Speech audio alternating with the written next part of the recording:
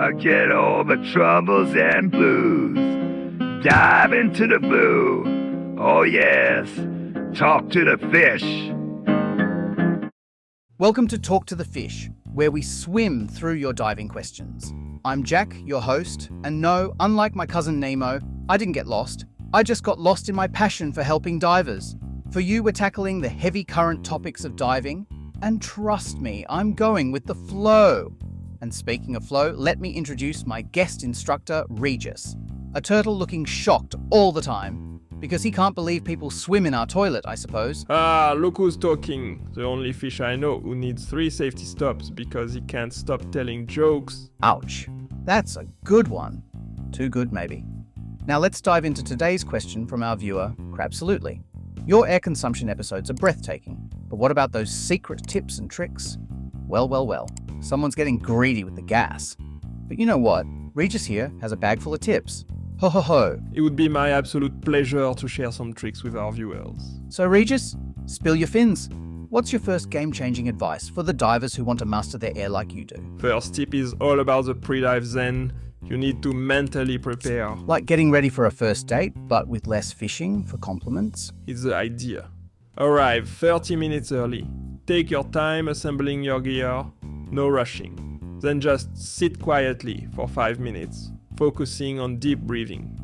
Visualize your perfect dive, and when you enter the water, take a few minutes at the surface to adjust. The fish might be confused from below, but they're just wondering why they don't look as cool. Your air consumption will thank you later. Just like a basketball player practices free throws to calm their nerves, a diver's pre-dive routine sets the stage for a smooth dive. It ensures everything works in harmony. My second tip focuses on working with the environment, not against it. Like a fish going with the flow. Wait, that's actually what we do. Let me tell you the secret. Plan your dives around the currents, wear the right exposure protection to stay cozy, and start deep, working your way up naturally. Imagine you're a sailor adjusting their sails to catch the wind. Let the breeze do the hard work while you enjoy the ride. Fighting the ocean is like trying to win an argument with Jack. You'll just waste your energy. And guess what? You will consume less air if you don't. I'll pretend I didn't hear that last part because this is such current advice. Get it? Now, what's your third tip that'll help our viewers conquer their air consumption? Third tip is about managing your temperature like a pro. Start by testing different exposure protection in a pool. You want our divers to play Goldilocks, testing different bowls of porridge? They need to find the just right setup for them. As well, time, how long you stay comfortable. Pay attention to your breathing rate as you get cold. Now that's what I call getting serious about temperature. What's the next step? Find your perfect exposure protection setup, and guess what? Don't stay cold, and you will consume less air. Chilling advice right there. What's your next cool tip? And yes, that pun was totally intended. Alas. Fourth tip. Let's talk about fancy fin work. It's time to upgrade those flutter kicks. Ooh, you mean like my signature dance moves? Though I must admit, my helicopter turn looks more like a confused compass. We're talking modified frog kicks, pushing water back, not down.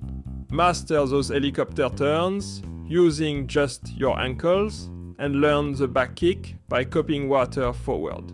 Then mix in some current riding skills and keep practicing those moves until they're natural. These moves save so much energy, and more energy saved means more air in your tank. A diver uses efficient finning techniques to move through the water with less energy expenditure. It's like upgrading from walking to riding a bike. You cover more ground with less effort. That's what I call a shell-credible advice. Now hit us with your final tip. Let's get scientific about your progress. Start logging your air consumption for every dive. Wait, math underwater? I thought I left school to become a show host. Trust me on this. Note your starting pressure, ending pressure, dive time, and depth. Then calculate your surface air consumption rate. Following your progress will push you to improve your breathing. Hold your fins there. Let me translate this for our viewers. You're telling them to become air consumption detectives. Think about it as a financial budget. Budget. I prefer the spend first, plan never approach. Jack, you should track your spending to see where you can save. Tracking your sack rate is like tracking your air spending to see where you can conserve. And that's how you become more efficient with your air consumption with every dive. Agree, that's a winning formula. Thanks for sharing all these amazing tips, Regis. You've really helped our viewers to be better at their air consumption. Before we go, Regis, what's your final tip?